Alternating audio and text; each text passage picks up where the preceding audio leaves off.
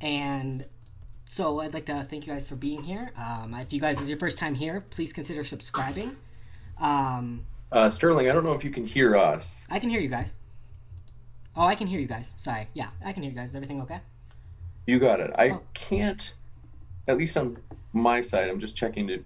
On my side, I can't hear your audio coming through on YouTube is He it? muted himself earlier. Let me see. I'll just. or Um, audio coming through on YouTube. is He it? muted Oh no, it can himself hear earlier. me. I just checked the stream. The audio's on. Gotcha. Anyway, so yeah, so that's what we're gonna be doing today. If you guys consider subscribing, that'd be great. You guys can fire questions into the old live chat, and we have. If you like what people are saying, you can check in the subscription for their links. And yeah, without further ado, who did we say was going first? Oh, you can unmute That your would be guys' me. self. Mark. Okay, awesome. Well, why don't you get started? All right. Good evening and good morning, everybody. My name is Mark. I am just a pastor from First Baptist Church over here in Subang Jaya. But I'm also having the privilege of co-finding a Explain Apologetics, which is a local apologetics ministry over here in Malaysia. We seek to share and explain the faith through Jesus Christ. And I'm very happy to be given the opportunity to talk about the question: Is there an afterlife? And so, obviously, from my Christian background, then you will know that I do believe that there is life after death, and I do have a couple of things to talk about. I want to first and foremost say that the outline is not directly my own. I got it from Professor Peter Kreeft. He was formerly a lecturer over at Boston College on philosophy, but I've added a bit more of my personal perspective on this. So the first thing I want to say about how I agree that there is life after death is the first point I just want to say is that I don't think there's any good reason to not believe that there is life after death. I'll leave it to Tom. I'll leave it to anyone else in the group to discuss that afterwards, and also prepare in his presentation if he has any. The second thing I would like to say, and this one I will elaborate a lot more, is that there are some good reasons to believe that there is life after death. A couple of reasons. The first one, of course, is that there is argument from authority. Some people would say that it is one of the weakest arguments, but uh, although it is weak, it is still quite a reasonable argument as I would like to believe it. A simple uh, perception would be from Peter Kreeft, where he says 40 million Frenchmen can be wrong, but it's less likely than 4 Frenchmen being wrong. So we are talking, and we're not talking about 40 million people, we're not talking about 400 million people, we're talking about 4 billion people who do believe that, or at least have the inclination to believe that there is life after death. So that's my first thing. The second thing is the whole notion of animal hominis. Animal hominis basically is the spirit or the soul of the human being. In our experience as human beings, we tend to believe ourselves to be more than just our bodies. So, first of all, one very obvious and very simple reason would be to look at the presence of the soul. Pick, let's not make it too personally. Why not we just take a look at an animal of sorts. So let's say we have two cows, and let's say I present you with two cows, except that instead of just them being two cows, one is alive and the other one is dead. Now, a person, he's quite smart really, and he looks at these two cows. Would he then notice the difference?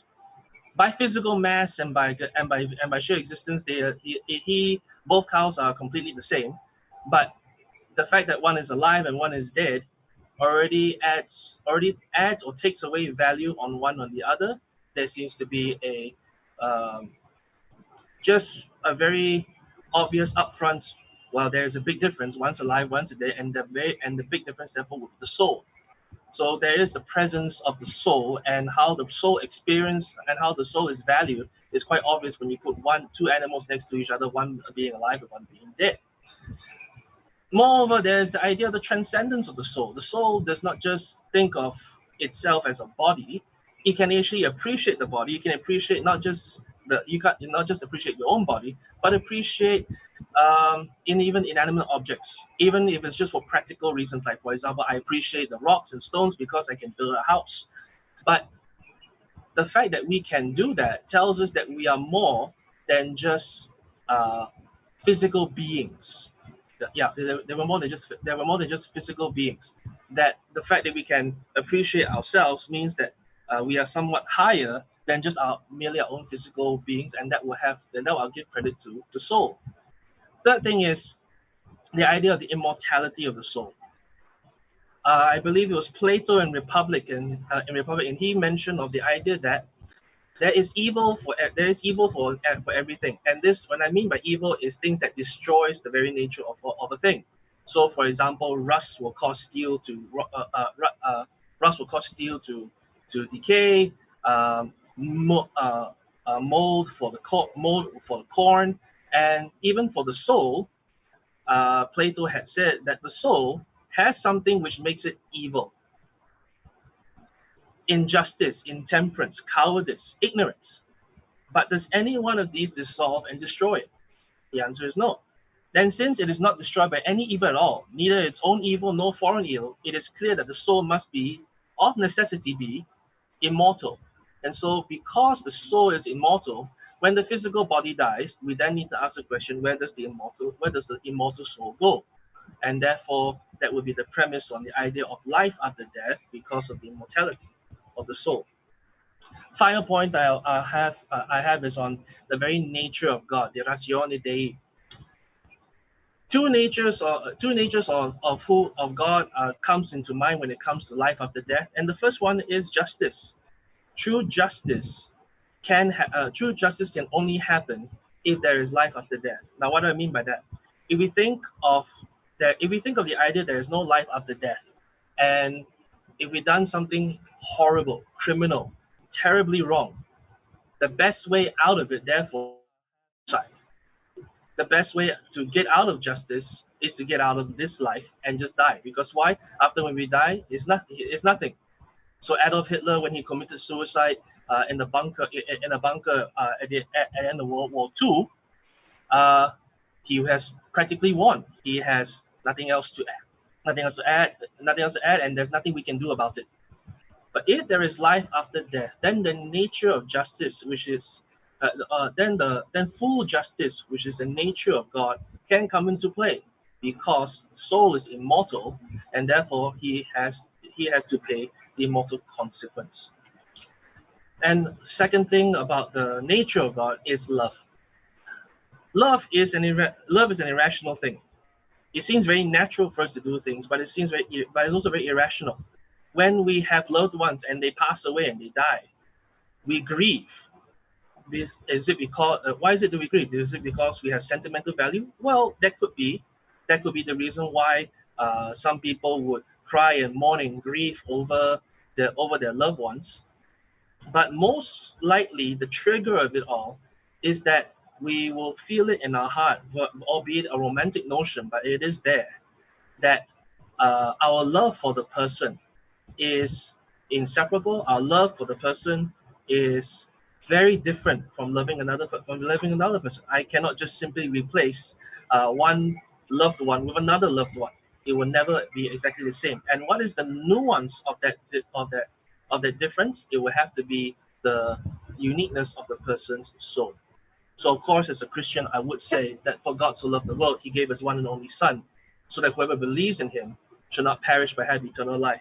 Now, of course, people say, but He perished, He died, which is why my final argument, and the only I can say personally, the only reason why I will even believe that there is an afterlife is because Christos anesti, because Christ has risen. So, because Jesus Christ had risen from the dead, that is the foundation belief of the Christian faith. That is the reason that will be the only reason why that there is an afterlife. Why? Because Jesus did die, but He did rise back to life, and therefore there is an afterlife. And if not by His miracle, or actually most likely by His miracle, by adding to His miracle, the other thing that we can say is that if it is true that He has risen from the dead, then whatever He has said also must be true. And what else has He said? He said that I go and prepare a place for you. I am there. I will come. I will come at the end of time. I will come at the end of times, and there'll be no more grief, no more tears. And this is the hope, the true hope that we have as a Christian when we talk about life after death. And I find this to be a lot more relevant today, especially with the number of rising deaths over because of this COVID-19. And one thing that we can say is that one of the sheer reasons why we can still have hope and be willing to fight on is not just the value of the life that we have now, but also the hope that we have in life to come. So these are the points I have regarding how I believe there are some good reasons to believe that there is life after death. Thank you for the time. I now pass the time over to Brenton, who will be sharing the next points. Hey, folks. Thanks for that, Mark.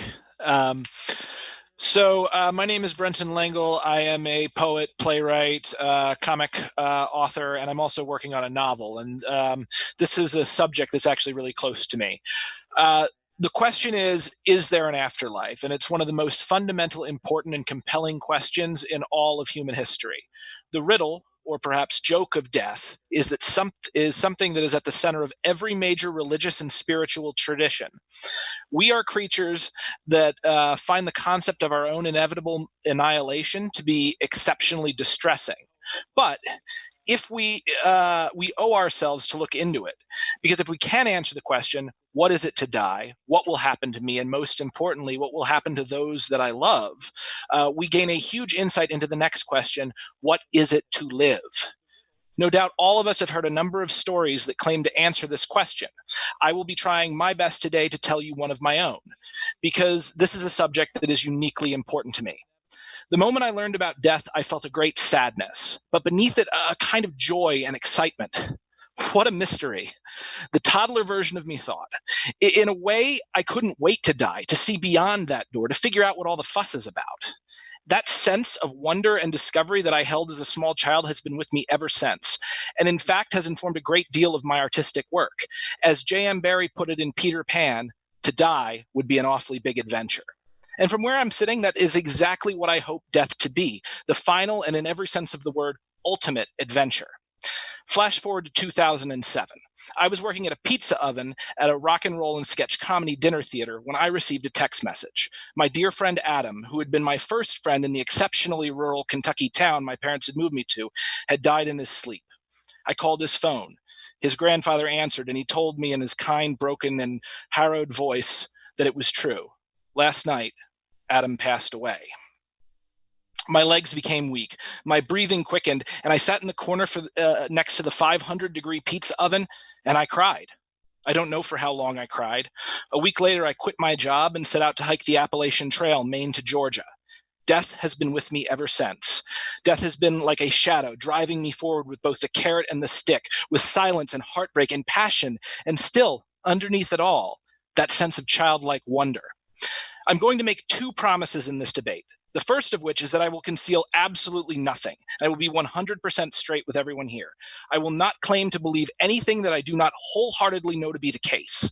And second, I will at no point invoke what philosopher Alan Watts refers to as, quote, spooky knowledge.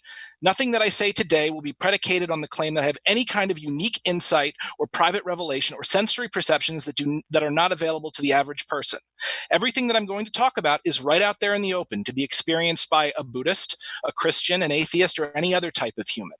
Though I may invoke Buddhist scripture, it is only to illustrate what we all already know but don't yet realize because we haven't looked at it from the proper perspective. So what is it to die? What is death? And what comes after? And knowing what comes after, how should we behave while we are alive? Well, to look at death, you have to look at life. And what is life? Life is sensory. Life is experience. Life is consciousness. And as life and death are opposites, or as we would in Buddhism say, dependently originate, which is a fancy way of saying they go together. Death is the lack of sensation, experience, and consciousness, in the same way that cold is the lack of heat, and up does not exist without down. You can't have black without white, and you can't have life without death. So then, using this frame of mutually arising, mutually dependent phenomena, we see that life and death are not actually separate things any more than the top of a chessboard is separate from its bottom. They can never meet because, well, you can't stack a chessboard on top of itself. You can't bring the top of the board into direct contact with its own bottom. They are simultaneously one and yet forever different. So what comes after death? Well, obviously, life.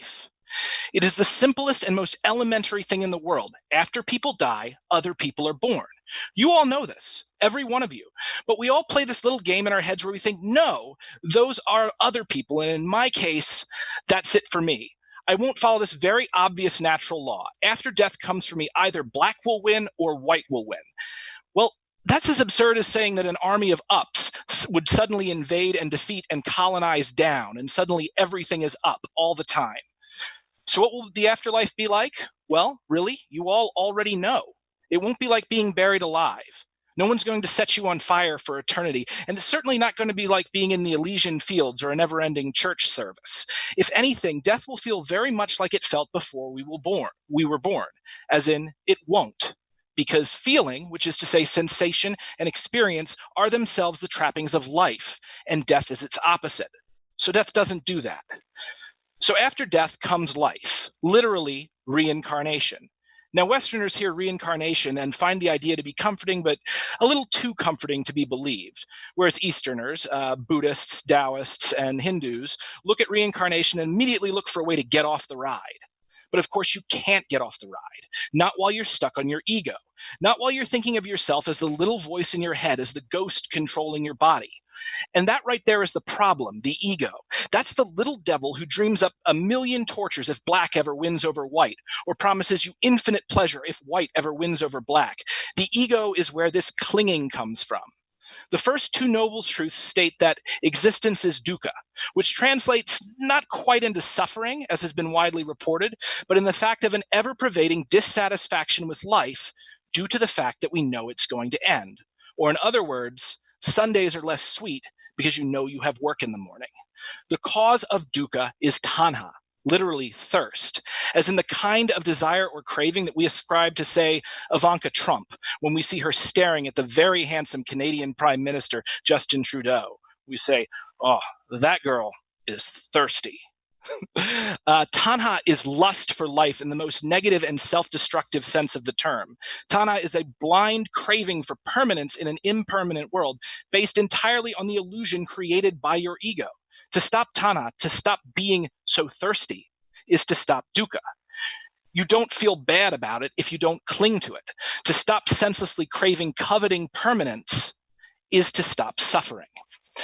If you think about this, you, existing as you are, is really the exception and not the rule. The rule is you not existing. And considering the total length of the life of the universe, we as individuals spend all but a fraction of a fraction of a fraction of that time not existing. And yet we fear it so much because we don't think. But if the only universal constant is change, and I think that is correct, then you already have an answer to the riddle of death. If everything changes always, then eventually the state of you, being dead or not existing, also changes. We know this for a fact because for billions upon billions of years, you already didn't exist. And then that changed, and everything will change back. You are born, you die, you are born again, in infinite combinations and sometimes the same combination.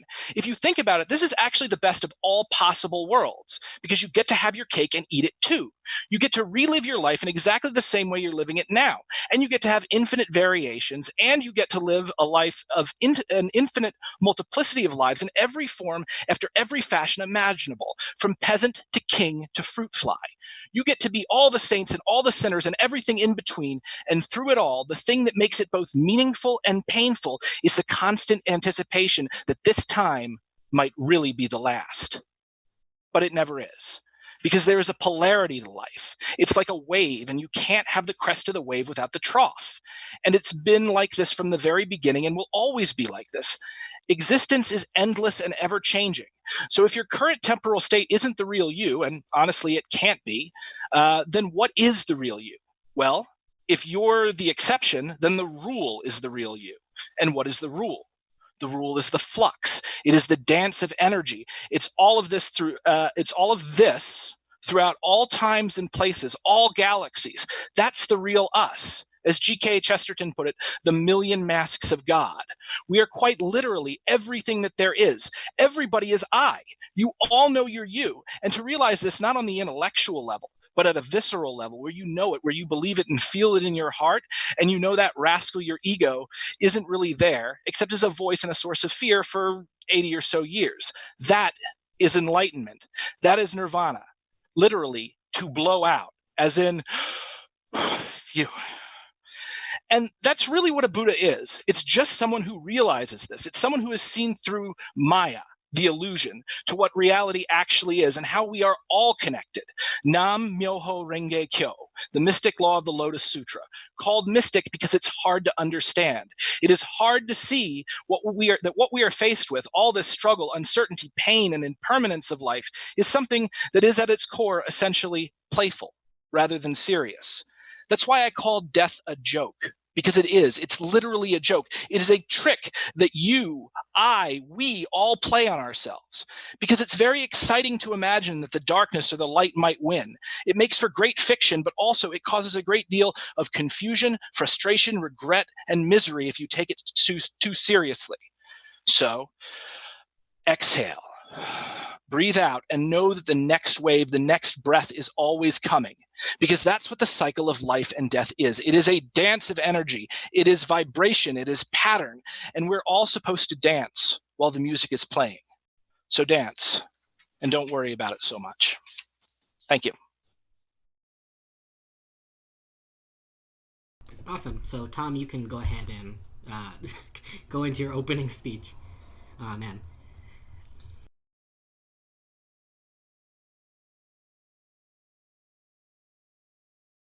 There we go. Should be good now. So the question is there an afterlife? And the answer is probably not. The way we need to assess if there's an afterlife is, well, we need to show, is any hypothetical afterlife imaginary or real? Is it just something we've made up in our heads, or does it actually exist? And to do that, well, we need some way to differentiate between these two things, these two categories.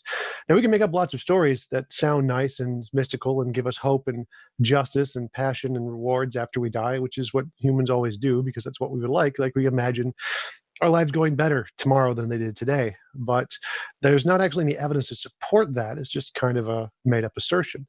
In order for something to be justified, you would need to show that that imagined perception of what's afterlife actually is afterlife and not just part of your imagination. And to do that, the system we have to differentiate between what's imaginary and what's real is called science. And science gives us a pretty grounded basis that we don't have any reason to believe there is anything in an afterlife at all. It's just, we have a brain, our brain works, and when it stops working, so do we. And that's kind of the end. Why exactly would there be anything after that? Doesn't make any sense. If there was an afterlife, why not just make life eternal in the first place? So what is the point of adding in the dying part if life is going to be just eternal, which is totally possible? There's no logical contradiction with life being eternal. So there's no reason to have death unless it is probably going to be permanent. But more importantly, atheism and naturalism don't actually rule out an afterlife. There could definitely be an afterlife. I mean, there could be a naturalistic afterlife. Maybe we're in the Matrix, and if we die, we wake up and you're Neo, and you realize, oh, hey, we're actually in this big machine, and there's a second life coming. That's totally possible. So yeah, could there be an afterlife? For sure. But do we have a reason to believe there is one? No, not at this time. We have no way to differentiate all the different imaginary things in philosophy that we could just come up with to explain what's afterlife, and just the imaginary things that have no basis in reality. And so we have no reason to believe there is an afterlife, but there definitely could be. And I definitely like to imagine I'm going to wake up as Harry Potter and be able to cast spells. That is my dream afterlife. So I will concede the rest of my time to the Q&A. Awesome. Well, I guess we can get it right into the discussion. If you guys want to kind of go back and forth asking each other questions, I'll try not to step in unless like everybody's just screaming for some reason. Yeah, go ahead. Mark, I think you're still muted.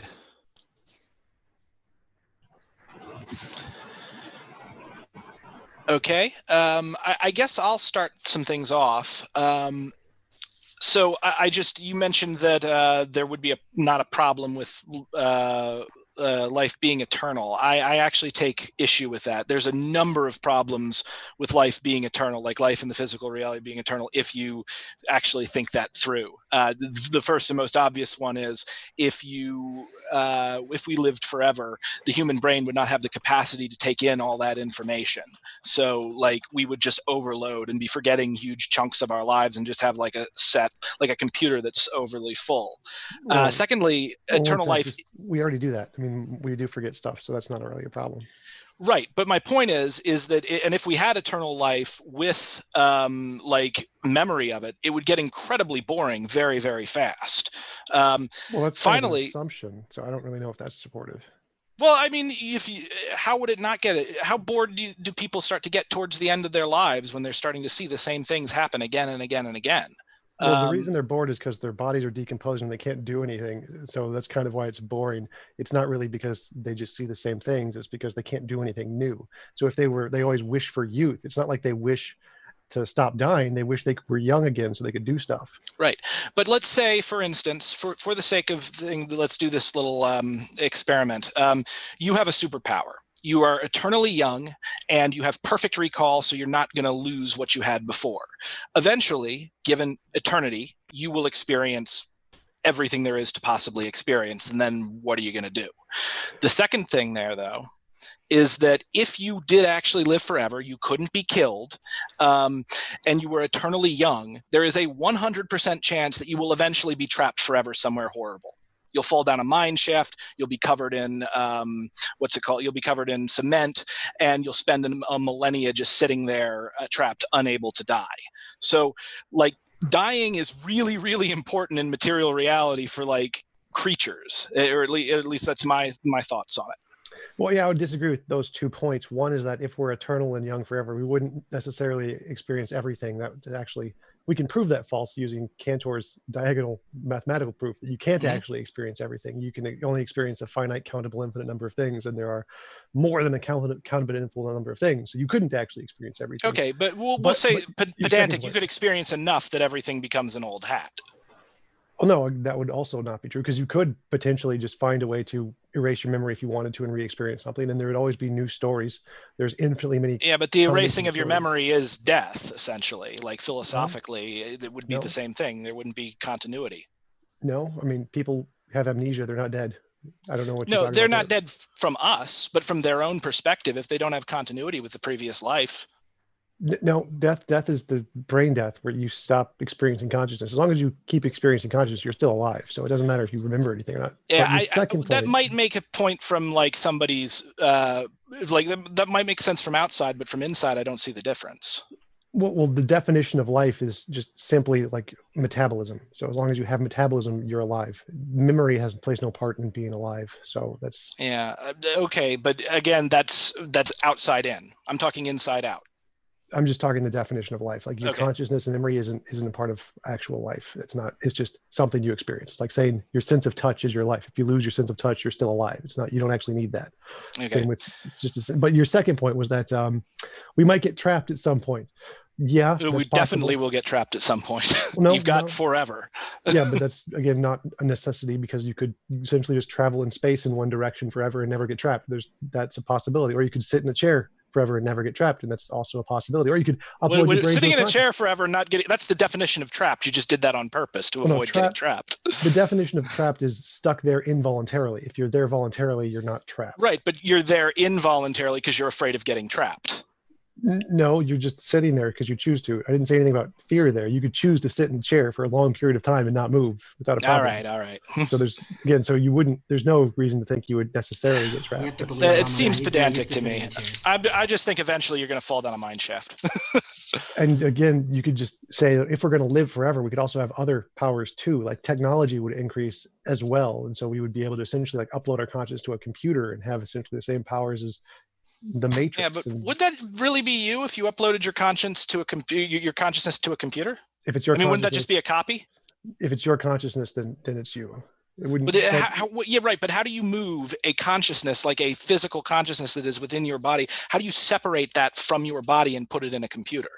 You literally just move it. So consciousness is a biochemical process in the brain, and you can take that biochemical process and replace a cell with a microchip or whatever, mechanical thing one at a time, and you will still be there. So you can just replace one cell at a time from biological to mechanical, and it That's will the still ship be of you. Theseus fallacy.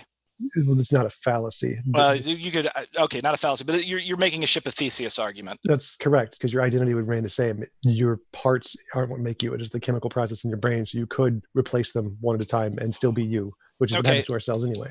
So what makes you you? The biochemical process in your brain. Okay, so the biochemical process in the brain is what makes you you. So if there was a copy of that biochemical process, like an exact copy, there would be two yous, correct? No, each one of those would be its own you because they'd have two different biochemical processes and two different brains. Okay, so how is taking the biochemical process and moving it into an electrical process in a computer not creating two yous? It's the same you. Again, you're just taking your own biochemical process and replacing the cells I mean, with the machine. I get the concept that you're taking this ghost, whatever but I don't see how you can even take the ghost out of the body and put it into something that's not even organic and consider it the same thing. Well, again, so you're not taking it anywhere. It's your body. You just take the cells and replace them one at a time with mechanical cells. So it's still your body. Just like your cells die, you know. So, so you're saying you like cyborg yourself. So you literally build. Yeah. Okay, but then it's not your consciousness; it's your body. those are Kind the of the same thing. Bicentennial Man. Anybody watch that movie? With Robin Williams, I haven't seen it, but you guys should talk about it. Yeah. But yeah, so your body and your You're brain talking and about consciousness are the reverse same order thing. then, because the Bicentennial Man, for example, he had consciousness first, was developed, but then he decided to develop organs so that he can degrade and die. Whereas for you, you'll be in the reverse order. You are in a biological body. You will degrade. You will die unless you start replacing bionically. Until then, the question would be, if you replace all of your extensions, you replace all your extensions with artificial intelligence, will you still be you? Well, you replace all of your biological parts with mechanical parts. In other words, then the question would be, would you still be you? Yeah, Yes. I can imagine there's an idea that you can still be you, but it'll be a different kind of you, simply because you're gonna have to mechanically organize yourself a little differently, you know. Sure. Yeah, and plus also the Theseus ship and I'm sorry, I didn't get that name right. The ship of Theseus. Yeah, the ship of Theseus. Yeah, the ship of Theseus idea and the Bicentennial Man idea. The one thing they didn't like expand the idea bigger would be therefore the possibility of cloning. So for you, Tom, you mentioned about replacement, but replacement can also be it can also bring potential for fabrication. So if let's say we're able to clone you, albeit mechanically, would there be two yous, or would you still be you and the other you still be you, and you would not really be you, and you also would not really be you? No, there would be two different people, but both have the same people, right? same memories. Yeah. So what would therefore be the differentiation other than just two physical presences? They have different experiences. So we literally can't exist in the exact same space at the exact same time. So one But exists. experiences are not real. Or not to say not real, but experiences are not alive, that because they have happened, and therefore we're not really sure as to whether our past really happened. Experiences So shape your consciousness. So the experience that person A is having, because they're in a different space and a different time, shapes that consciousness, that brain, differently than the person who's experiencing the other one. So they're different people because there's one consciousness over here in this brain and there's one consciousness over here in this brain, and they're literally separate entities. They're not connected in any way. They can do things differently. I won't take issue with that, but you're opening yourself up to the fact that if you define that as personhood, that means that you 7 years or so later in life, or you even from moment to moment, are a different person than you were previously. No, because personhood is, again, just the biochemical process in the brain. That's biochemical process is constituent throughout my life. So I'm still the same person from birth to death, even though I'm made of different parts. Because why is it constituent through? But you just said different experiences alter it. So right. So they're two different people because there's two different biochemical processes both going on at the same time, but in different locations. If they were one person, they would be the same biochemical process, or they would be connected biochemical processes in some sense.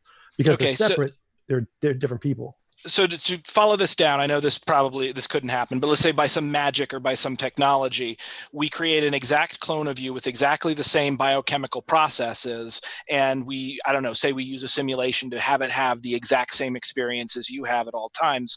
Is that two yous, or is that two separate people? Still two separate people because there's two separate biochemical processes. In fact, So is it the experiences that make it, or is it the biochemical processes?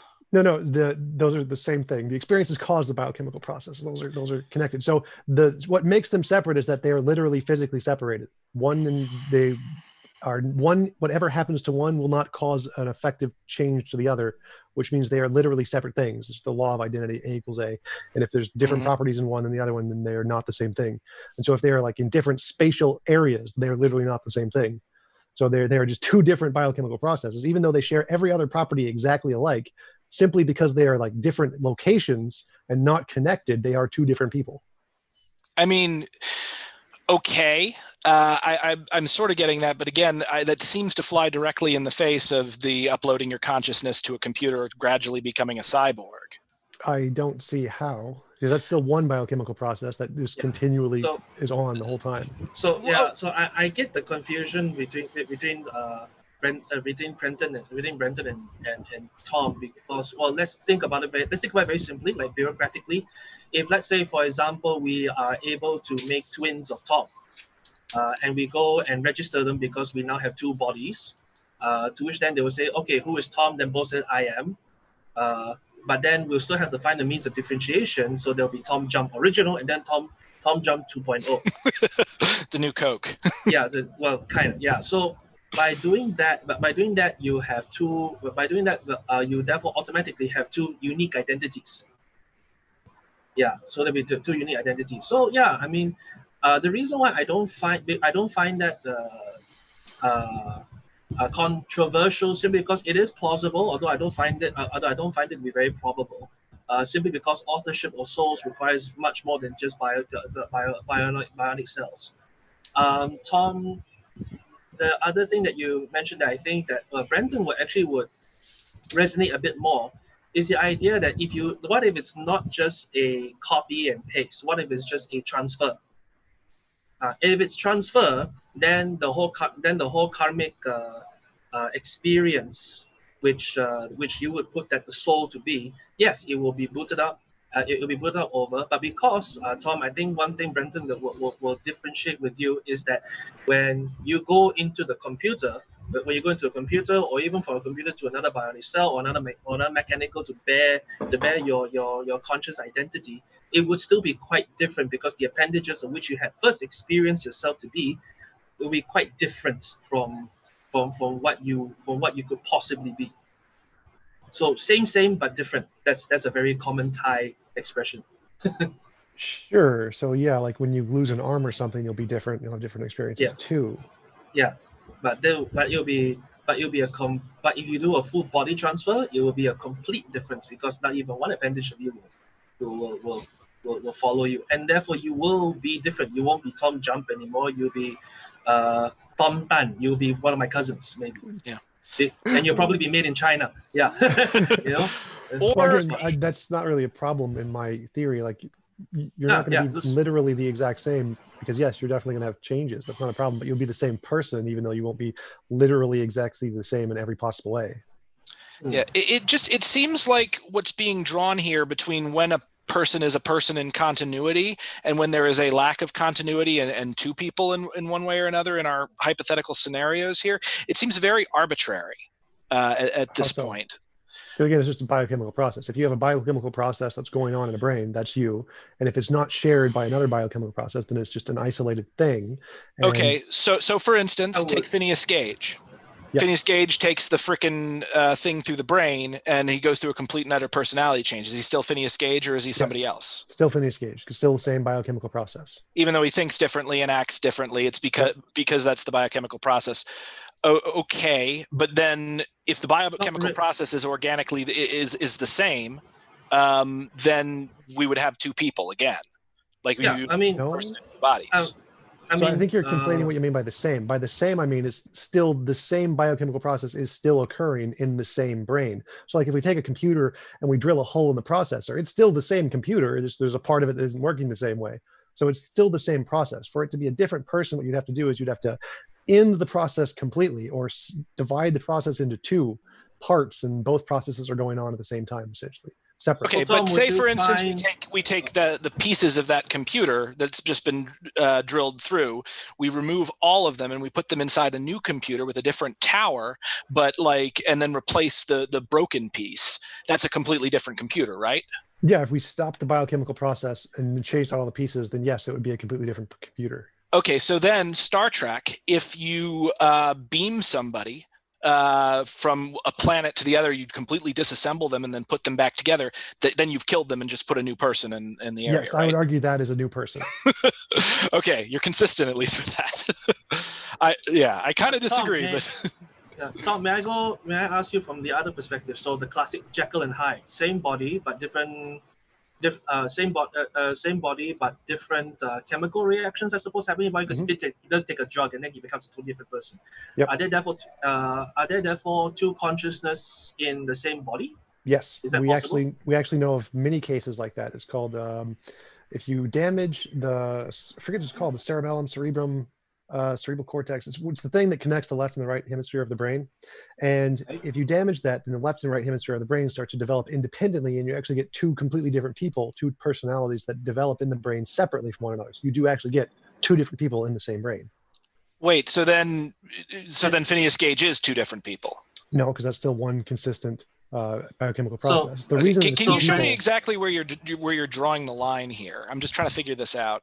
It's a coherent biochemical process. So the biochemical process in the case where you damage that part of the brain, which is killing me, I can't remember what it's called, it separates the left and right hemisphere of the brain. So there's a biochemical process going on the left, which is separate from the biochemical process going on the right. There's two separate biochemical processes.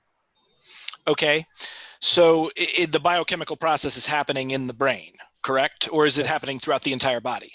The brain. You can have it without the body. Okay, but for instance, there's a lot of evidence, for instance, that wounds to the stomach will cause drastic changes in personality. They can cause depression, severe anxiety that they would otherwise have. So clearly, biochemical processes that's happening in the brain is also happening in the rest of the body. It wouldn't just be localized in the brain. Well, no, it's you can affect the biochemical process in the brain by damaging other parts of the body or just showing people different kinds of pictures. But there's a certain kind of necessity. You need the brain for the biochemical process of consciousness. You don't need the stomach. If you remove someone's stomach, which has happened, we do that in medicine occasionally, and then we replace it. Yeah, we can remove those, and the consciousness is fine. Even though it's going to be different, there's going to be different feelings, different responses from the body, different things, just like losing an arm or whatever. It's still the same biochemical process. But if we damage the brain, it becomes a different biochemical process. So then, if let's say this, okay, so the person, they've got their biochemical process running, they're that person, then they die. But this is in the future. Let's say they completely come to a stop. They're completely dead. But we develop some technology in the future that allows us to revive that person and restart that biochemical process. Are they a new person, or are they still the same person? Probably a new person. Depends what happens in the meantime, but I would guess a new person. If we biochemically froze them so there was absolutely no changes at all, the moment they died they could still be the same person, but as long as there's going to be some physical changes in the brain, it's probably a different person. Hey, let's make sure that Mark gets some questions in too, just because I know. Oh, I'm sorry, Mark. Oh no, I find the conversation very interesting. I think I'll just have I apologize. It's corpus callosum. It's the corpus callosum. That's the part of the brain. Yeah. Okay. Okay. So, my take from this, it would be Brenton revolve. I think one thing I find this argument to be very interesting is because I will have one foot with Tom, but the other foot with Brenton, and yet at the same time, if I could put my butt on another chair, it would be Christianity. So I'm kind of nicely not lodged, kind of yes, kind of no within all you guys. So I think Brenton, what you and I will find a little bit interesting for what Tom is mentioning is that we have to understand that for him, hardware is secondary, software is primary. So if you take the if you take the mechanism or maybe a biochemical or even just like information, you transfer from one to the other. I mean, we do this all the time, right? When we buy a new computer, we clone over, and then it will look as if it's our old computer from before, but it's in a new body, and therefore we can do much more. You know, Tom, I'm sorry if I'm misrepresenting you, but it does sound to be like that mechanically, but you're speaking for more biological construction, lah. You know, so that will be one thing that Brenton and we will not necessarily agree with, because we believe that the software itself would be quite unique, and the reason why it's unique is because it has to go through a certain, what's another word for patina? You know, it's got to go through from one life into another, from one life to another, with the experience of previously being, let's say, in an older computer and now going into a newer computer. You know, so the experiences from the older computer to a new computer will affect the person's consciousness. So so like I said again, same but different. And Brenton, I would agree with you that what Tom would be saying would seem to be quite arbitrary, only because out of all the genius that is happening in all of these like systems and mechanisms, uh, that there needs to pose a possibility for an author. It only becomes arbitrary because if there's no meaning externally to like an author, an editor, or a reader. So that's why from the Christian perspective, that person would be God, the author, perfecter of faith, the person who writes everyone uniquely, and therefore gives purpose, morality, destiny, and therefore love and justice and all the aspects of. So that'll be my input on it. One question for Brenton, because in your description earlier you mentioned that because of the karmic circle, dukkha, tatna, the nirvana, and then the hope is to pursue the nirvana. So while in pursuing nirvana, we're still in a circle. We're still in a circle of dukkha, living, dying, and living and dying, which we rightly call it reincarnation. But if good then becomes bad, and then bad then becomes good, then can become good, so on and so forth. How does karma play into that system? Since bad is good, good is bad, so there's not really much of a difference. Yeah. Well, in a way, there isn't really much of a difference, and I really appreciate you used karma correctly, because a lot of people, like in the West, tend to think of it like it's a video game, and if you do something good, you get good points, and do something bad, you get bad points. They get stuck to your soul, and or an 18+ book any 18+ book, which is the first name of sutra. Yeah. So, karma, the way that karma plays in is karma is doing. It is action. It is the law of the way Daisaku Ikeda puts it is the law of cause and effect.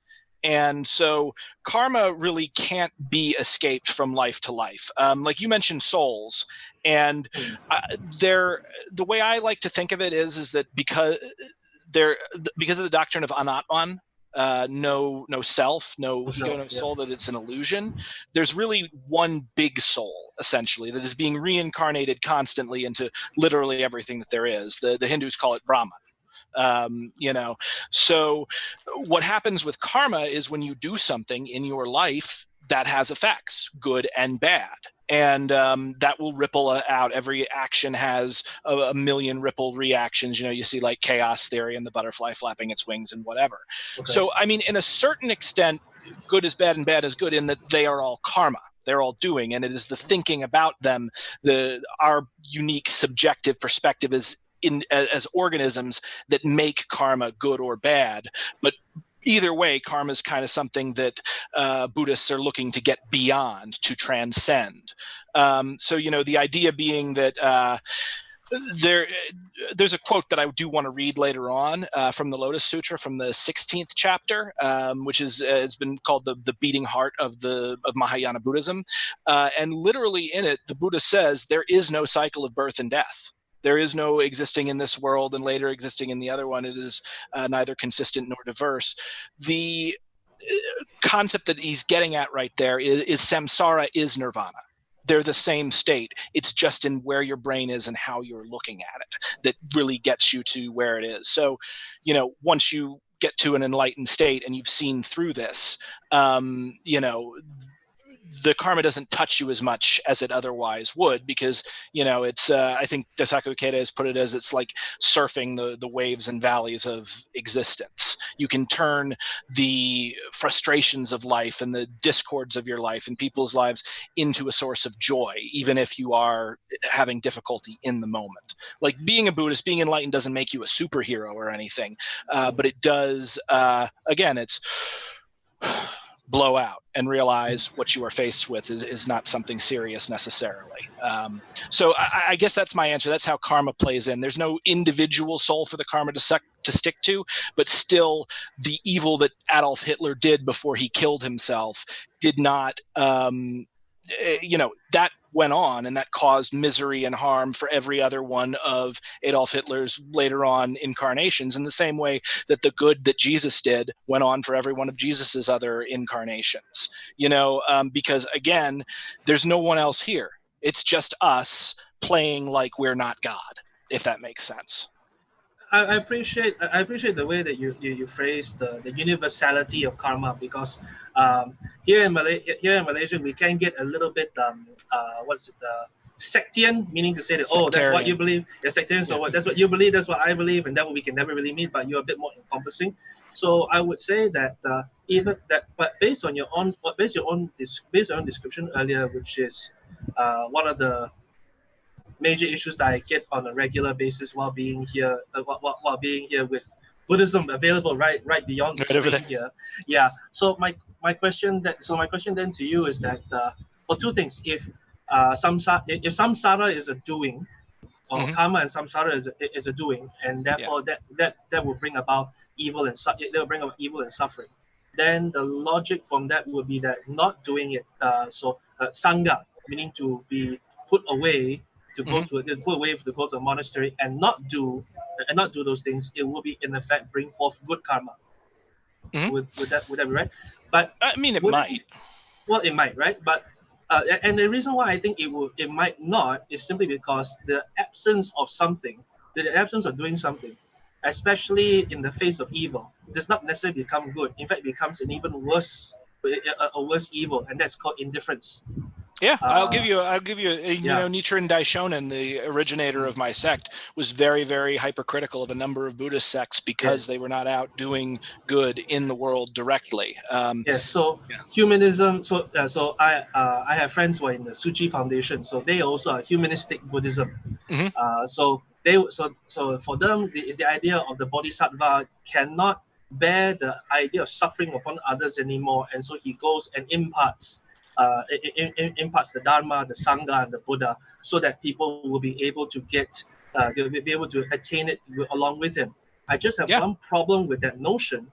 When the Buddha or the Bodhisattva decides to descend down and wishes to share Dharma, Sangha, and the Buddha, wouldn't that in itself be a form of tanat, and therefore he would disconnect himself from his bodhisattva? You're talking about is the desire to bring others to enlightenment also desire? Yeah, isn't the desire to not desire in itself a desire? Yeah, that you're totally right, and that's actually one of the first things in Buddhism. Like when you go after Buddhism seriously, like when you study it, that's one of the first things just about any practitioner of Buddhism will learn about. And it's something that the teachers want you to come to on your own, to realize that, okay, how am I desiring of desire? It's the same thing like with Catholics and grace. How do I get grace if I am, how do I become a good person if I am not already born being a good person? I can't get to grace from a selfish place. It's exactly the same thing. But again, that's like a koan that you use as a mental exercise. Tana is not the total lack of desire. And I think you see a lot of this in what's it called? You see a lot of it in Theravada teaching sometimes. And I don't know as much about Theravada as I know about Mahayana, so I may be getting this completely wrong. But like, I mean, I've done some psychedelics in my life. I took I took Molly and LSD together one time and totally lost all desire for a short period of time, and it was great, for a short period of time where I was like, oh, yeah, I'm the Buddha. But I wasn't actually the Buddha in that instance. I was just repressing the physical desire within my body. Tanha, again, is craving. It's desiring to a level where it hurts you.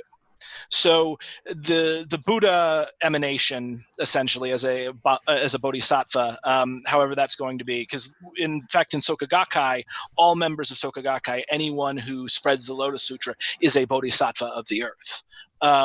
So we don't really think of that as so much of as a magical being as, again, we are all sleeping Buddhas, and that bodhisattva is the Buddha awakening within you. So, you can, whether that would mess with like the metaphysics of it, I mean, it might. I don't really find that to be a compelling question. Like, I found your question compelling, but I don't find the specifics of what happens to like I don't think the Buddha is a superhero that's going to descend and then get sullied by this world. There's a big thing, and I see this a lot in Western thought, and this kind of TJ kind of brought it up when he said like he doesn't think that there's life after death because he sees it ending with just one person. And that's this distinction that you see in the Western style, and it's like Western religion bleeding into Western style atheism. It's almost a religious version of it, in the sense that like there is the distinction between the sacred and the profane, the worldly and the divine. And at least the way I look at it, there is no separation whatsoever. The sacred is the profane, the worldly is the divine. Again, nothing is either good nor bad, but thinking makes it so. I got a question for both of you. I haven't gotten to ask any questions yet, so I'm a little excited about this. Yeah. How do you show that your belief isn't just imaginary? Because as far as I can tell, there's no reason to believe anything you just said. It's very nice. It's very pretty. I don't believe any of it's true. Why should we believe either of what you just said is not just imaginary? Mark, do you want to go first? Well, let me see. So TJ from heart to heart, I would say this. It is true that if it weren't for the claims of Christianity, I would rather believe that there is nothing else after life, and simply because it's very convenient. It will be the same convenience of thought which people would have had, that if they had a very sucky life, never mind, it's going to end. By the same time, those who had left a very good life and then it's going to end, and then it was also going to end, at least they can say, oh, I ended in a high note. But for me, the issue would be on just two main things. One is from the argument from authority, and yes, you can say that, well, 40 million people can be wrong. In fact, millions of Germans got it really wrong when they voted right. Yeah, I can agree with that. But we're talking about billions of people throughout history, discussing and dialoguing, and there were a number of atheists. I mean, even in the Jewish community, there were the Sadducees who believed that there's nothing after life, and we are been arguing and discussing about that. But equally, I would say that just the claim that is imaginary is not sufficient to say that it doesn't. It's not sufficient to say that to prove that it doesn't exist. However, as long as the idea is probable, then it is something worth to dialogue and discuss about. And Pascal's wager also comes into play into this. I mean, like, for example, let's say there's nothing.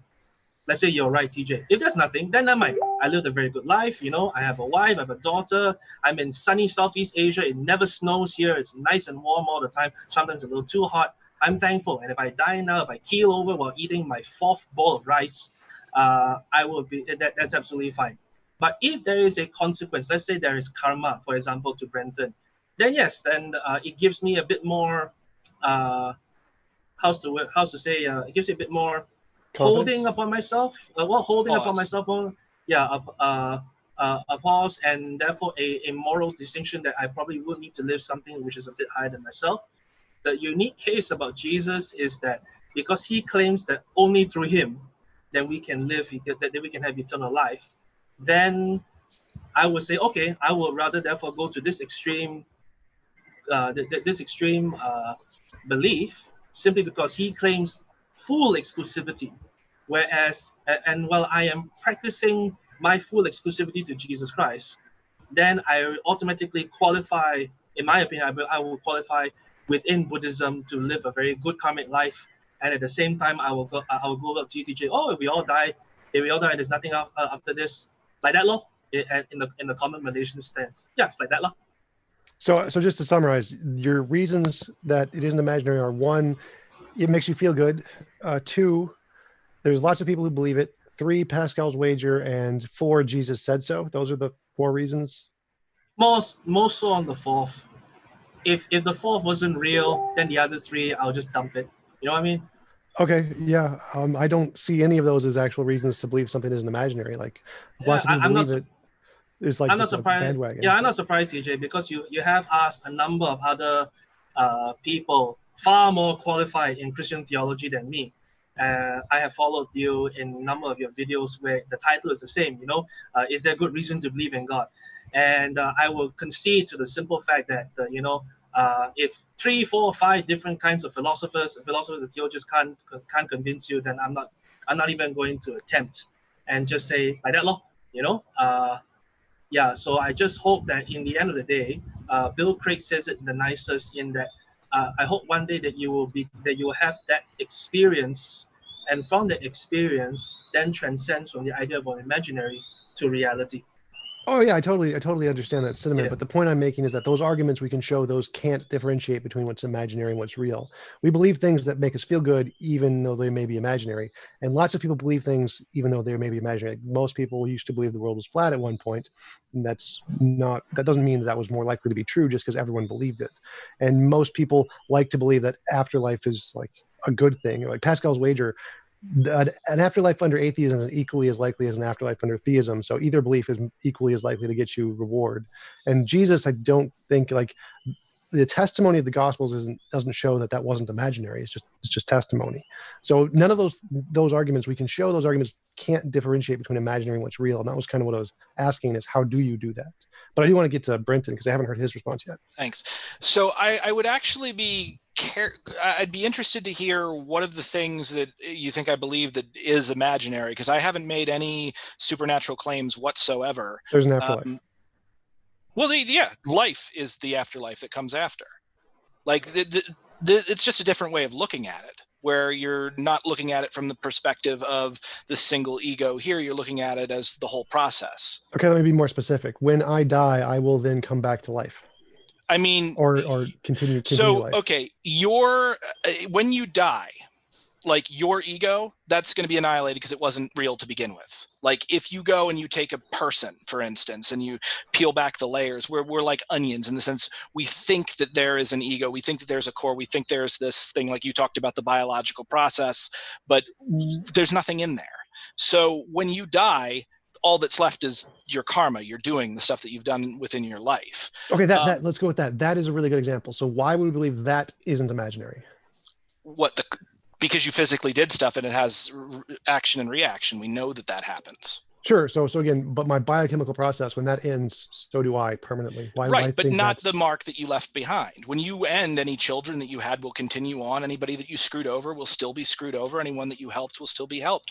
The karma continues beyond your individual body here.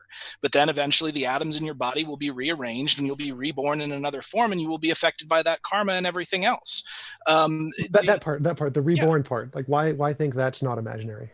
Well, because it's obvious. After people die, other people are born. After animals die, other things are born. So you just look at the process from a blown-out standpoint as opposed to from an individual, egotistical standpoint. Well, I grant that new things are born. Like, evolution creates new species all the time. But why think the old species, the me, is going to come back? If I can translate a little bit so that maybe we can be on a middle ground about this. I think This principle that there's this principle of conserving of energy conservation, where the Yeah, idea energy can that neither energy be created yeah nor destroyed. energy can never be created or destroyed, so therefore it just transforms. So I've heard that from the Venerable K.C. Guru Dhammananda. He's a Theravada Buddhist. He was a Theravada Buddhist over in Malaysia, and he says, yeah, the concept of energy is just transformed. But when it transforms, is that energy still the same energy, or is it a different energy? To which then the answer is, it is the same energy, because in the end it's one energy, but just transforming within itself. Yeah, So exactly. So that's yeah, the so it's real. Not you, TJ. You are actually the dream, and the reality is the energy itself. and just the differentiate between Brenton and myself is that for him, he will put the ideas that that energy is the conscious, is the being and the re-being. Whereas for me, the physical can remain physical, but the soul is a very separate narrative altogether. Yeah. So, like, there's this thing that you really see, like, with Western style atheists, and I used to be a Western style atheist before I became a practicing Buddhist. And I think it kind of comes from the fact that in Christian tradition, a lot of times Jesus was associated, like, and especially God, like God, our version of God, comes from Zeus, from the Greeks. That's why he's got the long beard and the robes. And a lot of the ways that we behave are based upon, like, human political organizations. Catholic Church is based on medieval courts and a monarchy, where the sovereign is God, or Jesus, or the priest with his back to the wall. Protestant churches are based on courts, like, and you just transpose the pastor with the judge. And what happened was there were all of these religious wars in Europe, all of these prosecutions. It was very bloody, very horrifying, and when we ran our society off of this, and people had just had enough of it, and we said, no, we're done with being viewed by this all-seeing eye from God. I mean, you saw what's his face, Christopher Hitchens, talking about how God is North Korea forever, because it's the sort of a big brother dictator seeing everything. But what happened was, and I really think a lot of this goes back to the Enlightenment, is that they went the other direction with it, and they dreamed up a universe where everything is, like, all dead. Essentially, it's all matter. The really, like, hard materialist coming, like, almost like what you see with Marxism, the idea that, like, we're all just stuff, and it's a random connection of stuff, and consciousness is just a very sophisticated process of matter. Okay, fine. Consciousness is just a very sophisticated process of matter, but that means also that matter is just a very basic form of consciousness, and by that logic, rocks are conscious to a certain extent. You bang on a rock, you get some reaction back. So what happened is that we dreamed up this version of the world where the world itself is stupid and dead, and we're a ghost in a body that's going to appear and then die and disappear forever. And I really don't think that that's correct. There's always a way to talk about something like it's garbage. You can sit there and you can say, oh, a bunch of people listening to a symphony, they're just a bunch of idiots going out of their mind listening to a bunch of complicated sounds. Or you can change your perspective and talk about it like it's a freaking symphony. I'm hearing some of the best music in the universe. So really, like, what I find too often is the emphasis in Western style atheism on this type of materialism that basically means you have to look at the world like it's crap and you have to be pissed off about everything all the time.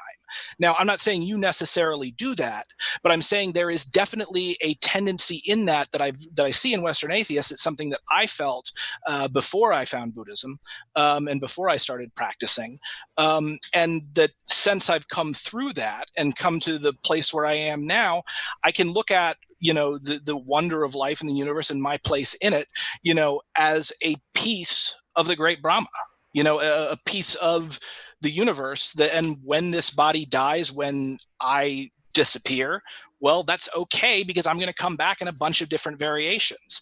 Now, I will give you this quick thought experiment, though, because you asked, like, how would you yourself come back, the biochemical process, all of that. And I don't know if you'd consider it like this, but I did find this pretty interesting. Given an infinite amount of time, we know that your life happened the way that it happened. Once the Big Bang happened, everything came together, and all of the different karma came together so that you would live the life that you are living right now, and you're talking to me. And then eventually you're going to die, right?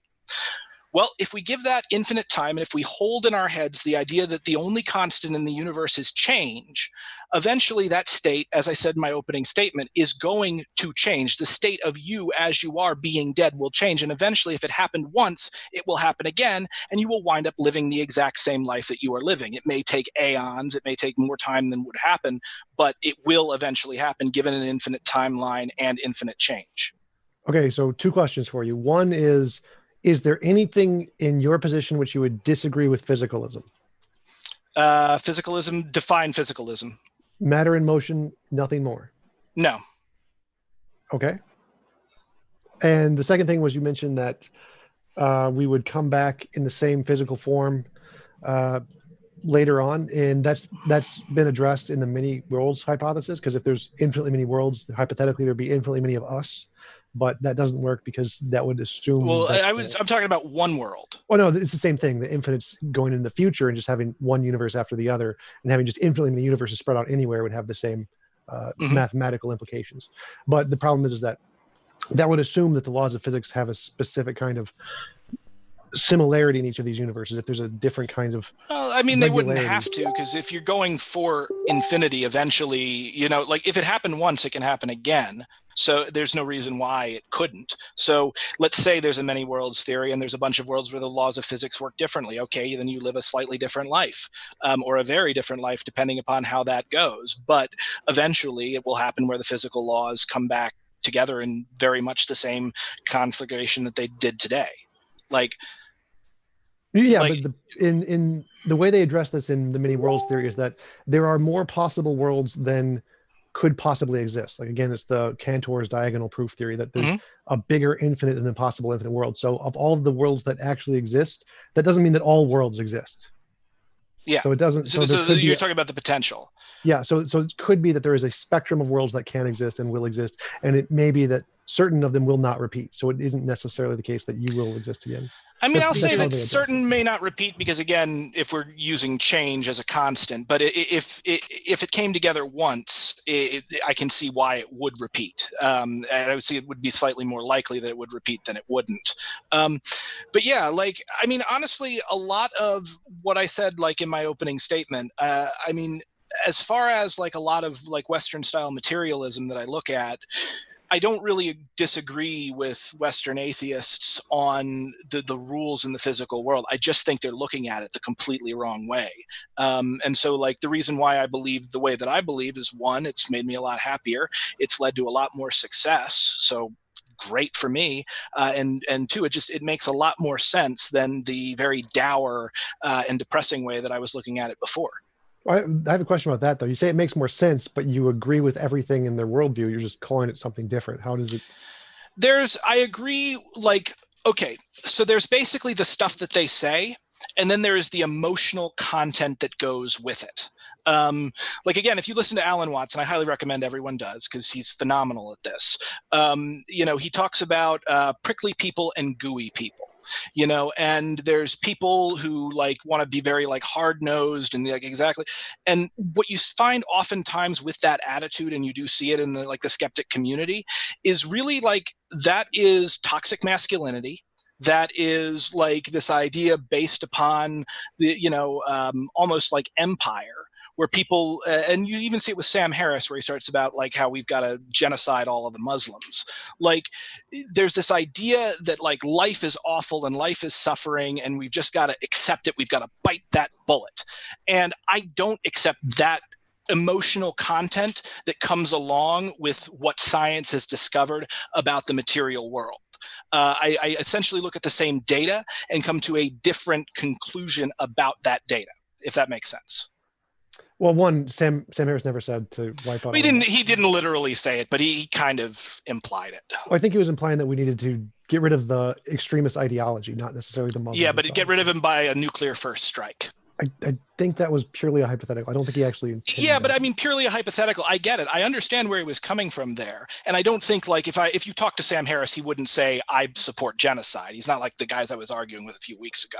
Yeah. But I do think that ideology and the way he talks about Muslims and, the way he talks about, I think that enables people who want to make war on Muslims. And a lot of times, like, you got to think, we in the West came from a conquering colonial empire, and there are a lot of justifications, and some of them have come religiously. We're converting people to Christianity. Some of them have come technologically. Hey, some of them have. Yeah. I mean, I would totally agree that they use that language. They totally use that language in a way to justify their position. I totally agree with that. But I have one last question, which was, you said you came to a different conclusion than the physicalists. Now, for me, from my perspective, it just looks like you have a different interpretation. You have the exact same conclusion, you just call it something different. What do you mean when you come to a different conclusion? I mean, I come from a different conclusion in that I value different things at the end of it. The physicalists a lot of the time are very stuck inside the human head and the human body and the individual experience, whereas I see that kind of as a trap. So I engage my empathy and I expand outward from my body and try to be less attached to it. And as a result of being less attached to it, I'm happier, I'm more successful, and I'm far less worried about death than I would otherwise. And I don't actually have to believe in magic to come to this conclusion. I just have to look at the facts in a more universal way, in a more connected way, as opposed to a more disconnected way. Like, ultimately, when we're like, we talked a lot about like what makes a person, when it's a person and when it's not a person, and you heard me say I felt like it was a little arbitrary how we were doing it. Like, if you look back at history, people will arbitrarily say, okay, so this period right here, this is the Renaissance, and this period right here, this is the Dark Ages, and this period like here, this is the. But it's arbitrary. We're just grouping them into those categories because it has utility to us. And I see the same thing happening with people, with individuals, with the idea of death and life after death. Okay, yeah, that's all my questions. That's all I got. Great. I had some. Oh, I'm sorry, Mark. TJ, you segued a little bit earlier on the matrix theory. I was wondering how plausible or probable do you think that is? I think it is slightly more plausible than a God existing, but very improbable. Okay. Yeah. So let's not push that. But I think there's been a ton of arguments of how that will complicate things more, and then you would say, but then God is more complicated. And then let's not go that way. I have you know what I find the most compelling thing of a God existing, and the fact of and keep in mind, I'm not a believer in a God in a traditional, especially not like a Western kingly sense of a God, but a designer of the universe. I will say this is the single most compelling bit of evidence that I have found it. And it is the existence, by the way, we're about to turn into Joe Rogan. I apologize. The existence of DMT in all organic life, from like blades of grass up to humans. And like, if you've ever done DMT, it's like one of the single most powerful hallucinogenics known to man. And when the human body is dying, it gets a huge dose of DMT to the brain, and a lot of other organisms do as well. Now, what's really interesting about this is that anybody who has experimented knows that it will mess with your sense of time, and I already don't have a good sense of time because hey guys, I have ADD. I was thinking that maybe in the next like 10 minutes we could wrap this up and get to Sure. Q&A. If that's okay with all of you guys. Sure. Yeah, that sounds great. That was a really interesting point where you said DMT is a reason to believe in God. Well, I mean, DMT isn't even the most potent chemical in the human body. I think oxygen is, because if you have too much or too little of that, it'll actually be more of a high. Yeah. So right. But it's actually like one of the top 5 most common elements in the universe too, which is pretty cool. Cool. Well, yeah, but anyway, my point being is that we talked about life after death, and the one thing that I wanted to bring up is if you're messing around with your perceptions, and I have ADD, so I literally don't notice the passage of time. This whole conversation seems to have taken 15 minutes to me about, and if you mess with that with drugs, it gets even crazier. So what's very interesting is that some people actually think like you do DMT and you actually die. It's a way to die and come back because the experience of getting high is very similar to out-of-body experiences. My thought is this: if there was a God and this being did design the physical world but was not within it, it makes a lot of sense that they might actually give a way for beings to actually experience an afterlife, to transmit from one to the other, or to just have the experience of an afterlife. And so a lot of people have speculated that when you're dying, when you get that shot of DMT, what happens is that the time slows down and you literally spend an eternity in the few minutes before you die that is your actual afterlife. Your afterlife is generated by your brain as you go. And that's kind of a way of like having your cake and eating it too.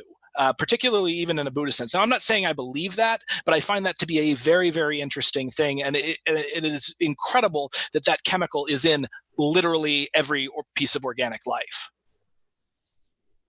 Well, for me, I mean, I appreciate the angle that you're coming from, Brenton. In fact, that could actually possibly open up the discussion for more on the idea of OBE, out-of-body experience, NDE, near-death experience, how there are similarities, you know, people seeing a white light, to which then, TJ, you probably would point out that that's why biochemical things happening in the back of your brain. And there's even some consistency to say that, you know, those chemicals in the background, those are the ones that those are the things that are giving you that white light experience.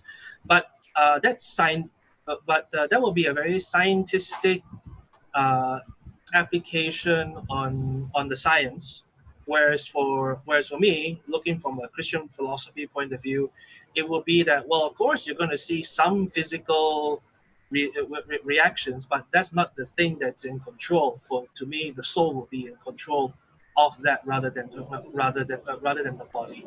Yeah, absolutely. But, sorry to turn things into. We don't have enough. Yeah, we don't have no problem. But and we don't. And sad to say, we don't have enough time to go into all that detail. Maybe we can do that another time. Yeah, because OBE, NDE is also one of these. I just want to put in just one story, if I may, because Brenton and TJ, I think one thing that we did mention, although just like a flashby, is the idea of how religion can be manipulative. And I would like to agree, and I will agree that definitely. So you've shared quite a bit on Christianity and how it was very much misused. It was very misused, and I would confess to it, and admit to it, repent of it, and that's why we have the Protestant movement and so on and so forth. To which I'm of that tradition. But I also want to share that in my experience also. That karmic, the manipulation of that karmic philosophy is also quite rampant here in Southeast Asia. So one example that I would like to share is that there was one time I was providing help for young people over in Thailand who, from a very young age, they were told that they were transgender, that they were transvestite, that they were boys, but they were supposed to be pretty-looking girls, and being manipulated into the sex industry in the red light district area in Thailand. So for us, and to me, the one thing that I did find is that they weren't just like pushing it; they really made it quite complex. So the gangster would pick up the boy from the suburbs or in the farm area, bring him to the city, and teach them manipulated dharma and karma to a point to say, oh, the reason why your father sold you to me and you get money and he got money and now you're my slave is because it's because of karma. You guys have to pay for this now. And then this gangster also then, but because I believe in karma, I have a good idea for you, and that is this: you work with me until you're 20 years old. Yeah, you work with me until you're 20 years old, and when you turn 20 years old, I will release you. To which then you have a choice. You either continue to work under me as I'll be your pimp, or you can go and try and find a job on your own. You're free. To which then, if a lot of the young people, because they have been manipulated for 8 years at least into that system, of course they will say, I will go back under the pimp. So one of the things that I find to be most opening to them is that when we find them, we literally go into the streets and say, are you turning 20 soon? Are you turning 20 soon? Are you turning 20 soon? And if you are, we provide free food, free lodging, and rehabilitation and help, so they may go on to be successful people. And one of the things that we do have to break it from them is to let them know that they are not byproduct of a karmic reconditioning. They're not the recycled material of a previous life. you probably were not evil in the life before. You were just very much manipulated in this life. Yeah. Then for us, for us, the cure for that would be that the gospel renewal. It renews them. It gives them a new life. It gives them a new life experience. It gives them a new stage to life. And that's why one of the testimonies of that would be the champion cheerleading coach in the southern district of Thailand was one of those boy/girl now back to a boy, finding new life, new hope in Christ, and did not think dying was going to help. Did not think dying literally was going to help them, but at least putting to death what happened to in the past and finding it anew in Jesus Christ actually helps. Actually gave them that new visage of life. So not just breathe out, but breathe back in anew. Yeah, you gave them an excuse to change their karma. I love it. Yeah. All right. So are we doing like a closing statement, or are we just going straight into the question and answer? I'm good with just Q&A. If you Same guys, do you guys want to do a closing statement, or do you guys just want to go right into questions? There's a thing I want to read, but if people are anxious to go straight into the questions, I can like post it elsewhere or something. Okay. I think that probably. I will have to be right back. I seem to have an urgent call. I'll be right back. To me, 1 minute. How long is the thing you have to read? Yeah, go ahead and read it. It's pretty short. Okay. All right. So this is On Death by Khalil Gibran. You would know the secret of death, but how shall you find it unless you seek it in the heart of life? The owl whose night-bound eyes are blind unto the day cannot unveil the mystery of light. If you would indeed behold the spirit of death, open your heart wide unto the body of life. For life and death are one, even as the river and the sea are one. In the depths of your hopes and desires lies your silent knowledge of the beyond. Like the seed dreaming beneath the snow, your heart dreams of spring. Trust the dreams, for in them is hidden the gate to eternity. Your fear of death is but the trembling of a shepherd when he stands before the king whose hand is to be laid upon him in honor. Is the shepherd not joyful beneath his trembling that he shall wear the mark of the king? Yet is he not more mindful of his trembling? For what is it to die but to stand naked in the wind and melt into the sun? And what is it to cease breathing but to free the breath from its restless tides, that it may rise and expand and seek God unencumbered? Only when you drink from the river of silence shall you indeed sing, and when you have reached the mountain top, then you shall begin to climb, and when the earth shall claim your limbs, then shall you truly dance.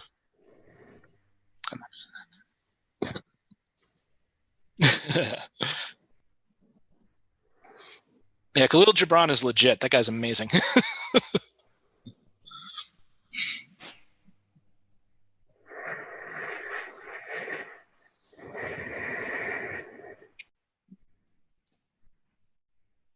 He shaved both off, just to be clear.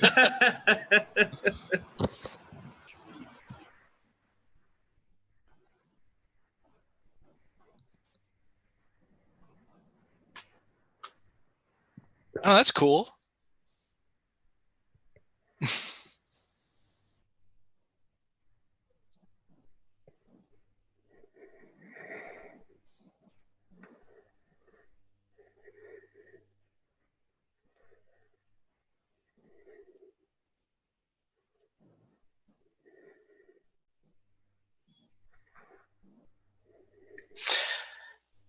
I mean, blown out as not. So there's a big confusion.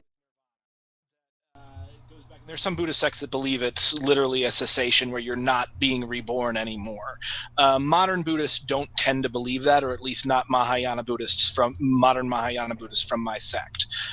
Nirvana is a state of mind. It's a way of looking at the world as opposed to another realm of existing or not existing, if that makes sense. So, I mean, Christianity, like, you could have Christianity with an afterlife, and you could also have Nirvana. Like that's one of the unique things about Buddhism is, Buddhism, people of my sect will say it works whether you believe in it or not. and it tends to work with most, if not all, religious faiths and ideas. There's ways that it's very compatible, and in fact, there's a very strong case to be made that Jesus Christ was a bodhisattva. He didn't spread the Lotus Sutra explicitly, but I think he definitely fits the definition of a Buddha and the behavior of a Buddha if you read the Lotus Sutra, which is the other quote that I may or may not read eventually in here.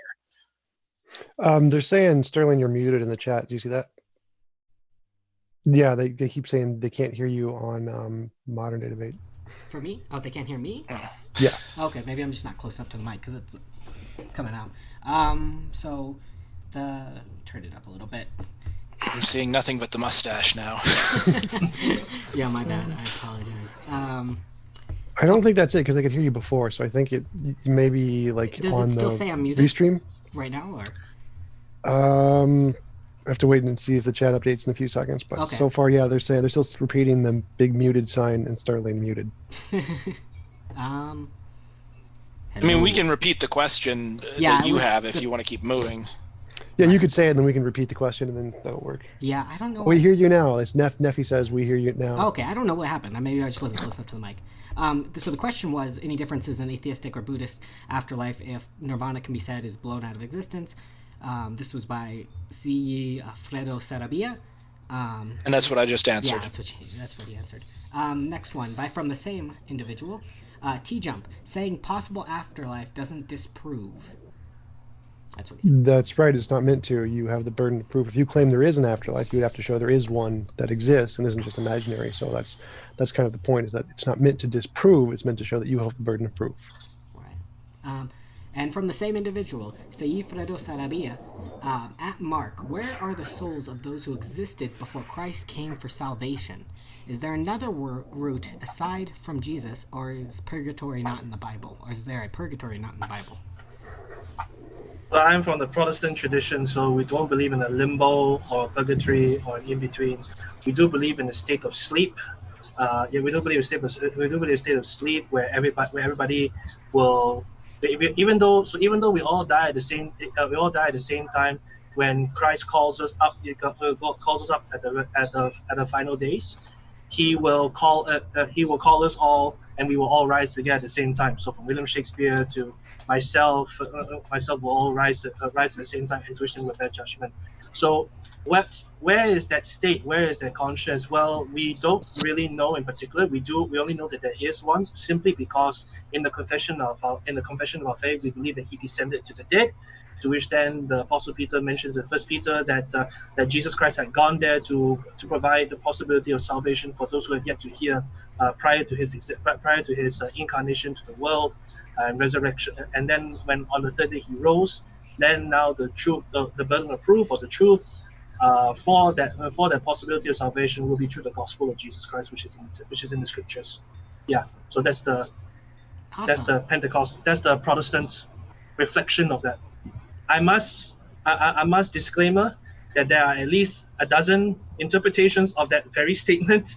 I do want to say that in the midst of that dozen interpretations, that is not a non-negotiable mean to say that you believing that radically differently will not necessarily disagree or degrade you from Christianity. The real focus, therefore, is the person and deity of Jesus Christ. Yeah. Right. Okay. Awesome. From Ronald Mendaka, the answer is I don't know, and you don't know either. But so far, there's no evidence for an afterlife. Anyone disagree? Why? I mean, I disagree in the sense that I said before, life continues after people die. You know, somebody's died, a baby's born a little while after that. That's afterlife. That's literally the afterlife. Now, if you want to get into like specific afterlives in terms of reincarnation, we talked a lot about that. But you could also look at, even individual reincarnation. You could see continuity between a life that was lived in the 1300s China to a life that was lived in 2028 America. You know, you could say that that's that pattern. I've seen that pattern again again. And you can consider that the person being reborn, or you can consider that a similar person that just happens to be reborn, that just happened to have been born elsewhere. As far as like my philosophy, there's absolutely no difference in that, and there's not really a particularly good reason to think one way or the other. So just think which way is most you find the most utility in. Mark, I imagine you want to disagree as well. Well, I think sorry, what was? Could you please first repeat the question? What was it about? Ronald said, the answer is I don't know and you don't know either, but so far there is no evidence for an afterlife. And do you disagree, and why? Well, yeah, simply because I don't want to seem like I'm sounding like a replay button. But for me, like I said earlier in the talk, I would prefer there to be no afterlife, because then the consequence of my life would be YOLO. But the evidence and testimony of the resurrection of Jesus Christ compels me to say that, okay, there is an afterlife, and out of all the claims of afterlife, Jesus of Nazareth seems to be the most exclusive. Let me just springboard from what Brendan has said earlier, that there's been much research to say that Jesus was was a bodhisattva. The issue that as much as I would appreciate that, and in fact here in Malaysia, quite a number of sects actually add Jesus's picture next to their own gods. So there's so that's not uncommon. But I appreciate it simply because they do notice that there is a divine sublimity as to who Jesus is. But Jesus himself, if you read his claims, I think his words, his claims alone would actually disqualify him for being a bodhisattva. Like what C.S. Lewis would say, that he cannot be regarded as a good teacher, because if you get a good teacher to repeat exactly what Jesus did say, you probably think that he's as crazy as a poached egg, claiming to be the Son of God, the only way to eternal life. So that would in the end disengage who Buddha is, and then his death and resurrection would be quite a superior claim to say that, not to say that he's superior to other religions sentimentally, but his proof therefore in comparison to Buddhism would be far more extreme as well. So that's why there requires an extreme response to say that Jesus Christ is Lord, and nothing else. I would quibble with that just with the 4th chapter of St. Luke. The kingdom of God is within you. The kingdom of God is within man. And, if you read Tolstoy, there's a number of ways that you can interpret what Jesus said. And, Jesus also said, I am the Son of Man, not just the Son of God. And in that time period, there were lots of people claiming to be the Son of God. So, I mean, you can certainly look at it that way. I try to take a more universal look at the way Jesus talked about himself. There's also, and this is interesting, there's the concept of expedient means, which is big in Mahayana Buddhism. Are you familiar with the concept? Not entirely. I was under Theravada, so expedient means. I do know expedient means is unique to Mahayana and Soka Gakkai. Not just Soka Gakkai, but Mahayana, yeah. So it's in the Lotus Sutra. It explicitly says it like this, and TJ, you'll appreciate this. So essentially, the Buddha will basically lie to you at certain times, but he'll lie to you for your own good. And the concept, actually, this was the other thing I wanted to read. So this is from the 16th chapter of the Lotus Sutra. And he says, good men, if there are living beings who come to me, I employ my Buddha eye to observe their faith and to see if their faculties are keen or dull. And then depending upon how receptive they are to salvation, I appear in different places and preach to them under different names and describe the length of time under which my teachings will be effective. Sometimes I make my appearances, I say that I am about to enter nirvana, and also employ different expedient means to preach the subtle and wonderful law, thus causing living beings to awaken joyful minds. Good men, the thus come one observes how among living beings there are those who delight in the little law, meager in virtue and heavy in defilement. For such persons I describe how in my youth I left my household and attained perfect enlightenment, but in truth the time since I attained Buddhahood is extremely long, as I have told you. It is simply that I use this expedient means to teach and convert living beings and cause them to enter the Buddha way. That is why I speak in this manner. Good men, the scriptures expounded by the thus come one are all for the purpose of saving and emancipating living beings. Sometimes I speak of myself, sometimes of others. Sometimes I present myself, sometimes others. Sometimes I show my own actions and sometimes those of others. All that I preach is true and not false. Why do I do this? The thus come one perceives the true aspect of the threefold world exactly as it is. There is no ebb or flow of birth and death. There is no existing in this world and later entering extinction. It is neither substantial nor empty, neither consistent nor diverse, nor it is what those who dwell in the threefold world perceive it to be. All such things the thus come one sees clearly and without error. Because living beings have different natures, different desires, different actions, and different ways of thinking and making distinctions, and because I want to enable them to put down good roots, I employ a variety of causes and conditions, similes, parables, and phrases, and preach different doctrines. This, the Buddha's work, I have never for a moment neglected. So what I take from that essentially is that the Buddha will not necessarily tell you what is exactly true all the time. The Buddha will appear in the world for a certain time in a certain emanation and give a teaching. The teaching is meant to apply to specific people at a specific time to tell them what they need to hear to get them closer to enlightenment. In the Lotus Sutra, it's likened to a father has all of his kids are in the house and he lies to them and says there's toys just outside the house, go out, so that they run out of the house and the house burns down. Again, Gotcha. and this is from a Buddhist scripture standpoint, but the idea is that when you hear something in scripture, it's not always necessarily correct for you in this time and place. Right. Gotcha. Well, I'm sure we all appreciate that. Very interesting reading again, learning that the Buddha is a consequentialist. So He's a bit of a Lord troll. Jeffrey says, "Hey Breton, how many times do you think that TJump's chair has reincarnated?" The chair? Yeah. Well, I would say that as many times as anything else is reincarnated. I mean, it's all so existence is Brahma.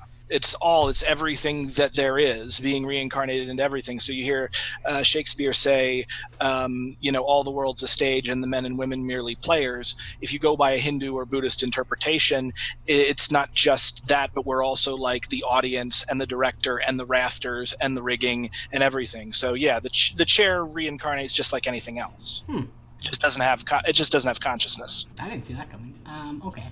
I would say that that chair is causing me tanat. Go ahead. Because that chair looks comfortable, bro. Can you shout out the brand so that I can get one over here? Yeah, Mark, you have to friend me. Mark, you have to friend me on Facebook after this. Yeah, it's a Lazy Boy Crandall recliner. That's the brand. Oh wow. Okay, I think I can get that. Harvey Norman's here. Gotta take a look at that. Oh man. Seifredo Sarabia again says, Mark 1, every word counted. All right. Sigifredo Sarabia? Yeah, Sarabia. Caleb says, Brent, detail some evidence for reincarnation. Matter can neither be created nor destroyed. You see reincarnation time and time again. We die, our bodies go into the earth, the materials that make them break apart, and then eventually they come together in life in some other form. I mean, it's the most obvious thing in the universe. Gotcha. From Talisman Oberlander, we had Western atheism, ain't no gods, yeehaw. Okay.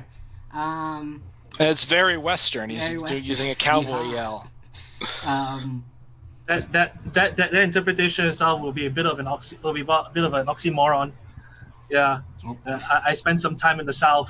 It's quite God fearing there. Oh, it's true. I don't know, Texan atheism maybe. I'm not sure. Yeah. Stupid whore energy. I love this woman. All neurotransmitters dumped at death because the pumps are failing. I'm not quite sure.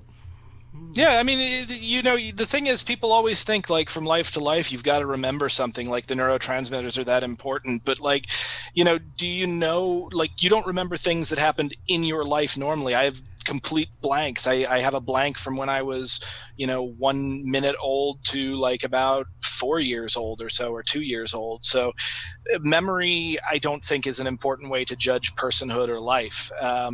In just the same way that, direct control over the universe is not the same as direct control over your body. I don't choose to beat my heart.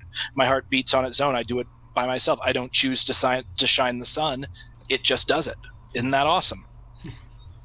Anything from you, TJump or Mark, on that? I don't know. Yeah, I agree. I think that it's not necessarily memory, but the biochemical processes in the brain is what is done by neurons. So once the neurons stop, then is the process of those neurons firing, ends permanently. Sure, but that's only because you choose to value that biochemical process in those neurons. Yes, I value consciousness and being awake, and I don't want to not be awake. Yeah, that's the problem, because you're eventually not going to be awake, so get comfortable with that. Two things I would say to this is that, yes, as much as I would agree on the principle of conserving energy, I do believe that because there had been a beginning of the universe, the cosmos, therefore the end, and therefore the universe would therefore be quite unique in itself.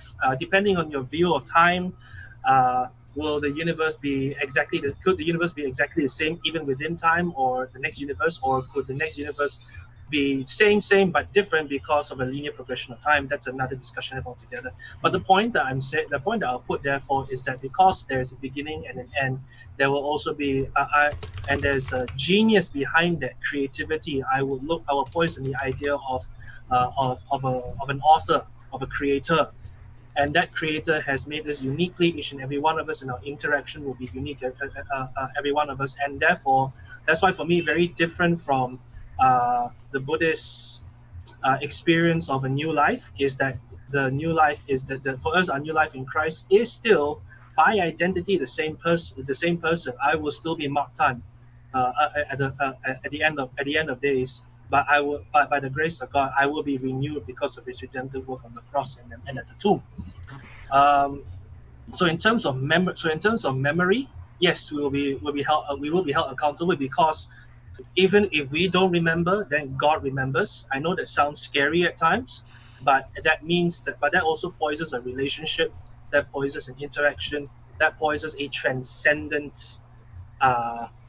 connection between what we cannot see and what we can see, what we call divine, and us, material.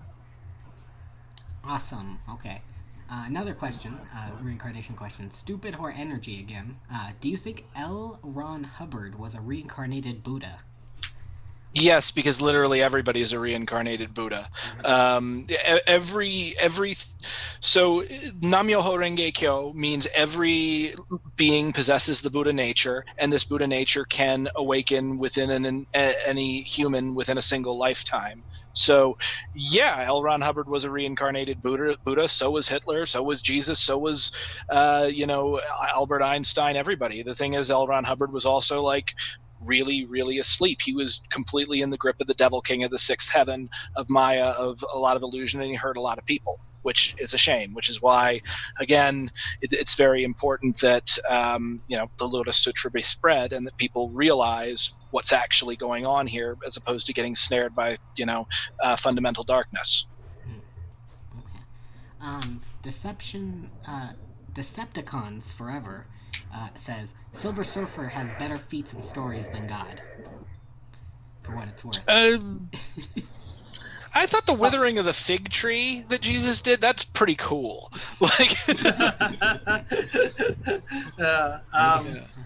Well, okay, so God's problem with equating superheroes in general to the person that is Jesus is that superheroes tend to be destined to the consequence. And Brendan, you being an author and writer, you will know that the protagonist is as good as the environment in which he is in. If there is no environment, then the protagonist is just nobody. It's just someone else. The issue then, the big difference therefore between the superhero, like any protagonist in a main story, is that Jesus in himself, even before coming into this earth, is a story of his own, and that is in the very nature of who God is. Yeah, so we look at some mysteries, like even for human souls, for example, when God spoke to Jeremiah, he said, "Before I formed you in the womb of your mother, I knew you."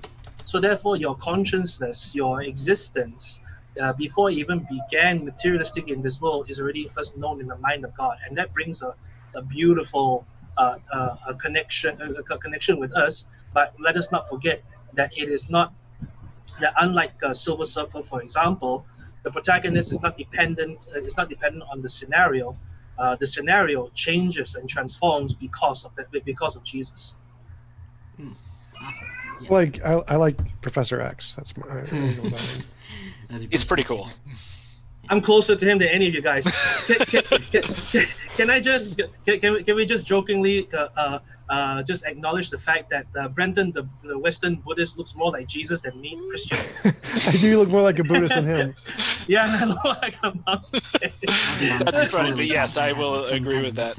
I got a tattoo on my ribs and was stumbling around. I was a lot thinner than I am now, and so I got this it's a raven carrying a pair of glasses for my dead friend, and I was stumbling around on one of the best highs of my life, and the guys in the tattoo shop called me Evil Jesus. Man. Oh my gosh. Martin C says, TJump, do you agree both Buddhism and Christianity are essentially happy place responses to deal with a scary reality? Essentially, yeah. Most religious beliefs are grounded in the comfort of an afterlife. Can I nuance that a little bit? I'm sorry? Can I nuance that a little bit? Well, two things I would say is that I would disagree. But for me, is a big burden, Like in the idea of an afterlife, and I go against God in His ways. Then it's not happy. It's not happy for me. The only reason why it's happy because of the redemption is because the redemption and the new life that I can have in Christ Jesus. The second thing I would say to that also is that yes, it is let's say, for example, you disagree or you do not believe in the reality of God, then yes, even if it is a happy place, why not? I mean, Richard Dawkins himself did mention that at Christmas time he would put the Christmas tree, hang the laurels, sing the Christmas carols. Not because it gives them happiness for life after death, but it is a happy thing that you can participate, and we welcome you to it. Yeah. What I'll say about this is there's a certain type of person and certain type of idea that something is real in as much as it hurts. And I think this actually comes from the fact that we don't really get a sense of ourselves until we are in conflict. And you even see it with S&M stuff. And by the way, I'm not kink shaming. S&M's super fun. But and it can be fun to feel the pain and to even if you got a masseuse working on your back, sometimes you want to tighten up and just feel that pain so that you can then later on release it. But I don't think that just because something is painful or depressing that makes it true. And I think there's actually kind of a dangerous route of self-harm that I do see a lot of Western atheists go down, because they get this very toxic masculinity. I'm a guy, I'm going to be hard-nosed and face the real awful reality, and then they wind up absolutely miserable. And I don't think there's any more reality in that just because it hurts. Right. Awesome. Kalub says, so you're calling grass on a grave reincarnation. And he's really going after you. Grass on the grave is reincarnation. The chipmunk's reincarnation. The freaking hawk is reincarnation. The table is reincarnation. It's just, there's nobody in here but us. Even the Lion King will agree. Yeah. When Mufasa shared to Simba that we're all partly connected to the great circle of life. If you want to go from that angle. I will True. go from the Though perspective. I'll go Mufasa from the had the perspective. unfortunate circumstance of reincarnating into clouds. I don't know if I would prefer that. Oh yeah. So Yeah. Oh my God, guys! If you ever get a chance to see Lion King on Broadway, one, make sure you're sober. But two, the creation of Mufasa that they do in like the Julie Taymor is freaking insane. Like the theater effect that they do, it is one of the most impressive things. Like if I had been on certain substances and gone into that, I might have come out believing that the lion was God. So, Okay. All right. So that's one on the bucket list of the MCO. go to New For York, me- see Lion King. Yeah. Oh, okay. Yeah, I think we can end there and go to the next question. Sure. awesome. So last question for today from Kalub again. James, your eyebrow will reincarnate. I promise. So we'll all send our thoughts and prayers out to James. Not if I have anything to say about it. Oh gosh, is that a threat or a promise? Promise, for sure. Okay. Awesome. Well, I'd like to thank all the speakers for being here today. It was a great chat. I really enjoyed moderating it. I'd like to apologize for tech issues. It's my first stream by myself, doing all this at the same time. So thank you guys. If you guys want to say anything, if not, we'll be out of here. Yeah, thanks for having me on. I appreciate it. Thanks for Brenton and Mark for coming in and talking. I appreciate listening to your viewpoints. I appreciated the quotes. I really like the quotes from the Buddhist documents. I thought those were really pretty. I definitely like Mark. I really love your balcony. Like looking out your window. That is a really cool view. I really appreciate it. Yeah. Just to get people to know what I'm talking about, what you guys are talking about. Hang on. So the interesting thing about Malaysia is that you get religion right at the doorstep. So there's a Buddhist temple, there's a Hindu temple down there. So yeah. And in that aspect, I would like to thank each and every one of you. I was actually a little bit worried because I am familiar with Western exertion, but now I found it to be actually very comforting to be able to exchange information to one another, to be able to share what we truly believe in our hearts, and yet at the same time we can still come to a cordial relationship. I want this to be a relationship. So, Tom, as soon as this restriction orders are lifted, I am looking forward to bringing to have you in Malaysia. And Brenton, please come along. I would love to. That sounds great. Yeah. What I'll just say is, you guys, this was probably the best debate I've had on this channel, to tell you the truth. You guys both really knew your stuff. You went into it. You weren't Nazis. And That's really a high bar there. I don't know. Yeah. And so I had a blast here. If people want to check me out, I'm the author of Snow White Zombie Apocalypse. I have a novel coming out that I've done in collaboration with a band called the Crew Shadows, where it begins when the main character dies. Just look me up at brentonlengel.com, and please, if you can, subscribe to my YouTube channel. I'm trying to get 1,000 subscribers, and I've been growing pretty steadily, so check it out. You'll hear more philosophy and art stuff there, and wonderful. I had a blast. Please, both of you guys, friend me on Facebook if you can. All right. Cool. Awesome. Good comic, by the way. Loved it. Yeah. Do you have a copy? No, I was only able to find bits and pieces here and there and then come the story together. If you friend me, I'll send you a PDF. Oh, right now. Online piracy. Yum. That's what we want to put on the internet. The FD is going to be right after you. I'm the author. It's not piracy. My Yeah. bad. I apologize. How much does it cost for a signed copy? For a signed copy, I can get you one of those for the first and second issue. I'll get them both signed, $25 plus shipping and handling. No, that's not too bad. Yeah, you want to if you PayPal that to me, because I just closed a successful Kickstarter. I've got extra copies coming around. Sure. Yeah, so you're in the U.S., right? Yep. It's $27. Cool. I'll send you a message on Facebook. Yeah, send me a message. Well, thank you everybody for coming in. We keep sorting out the reasonable from the unreasonable.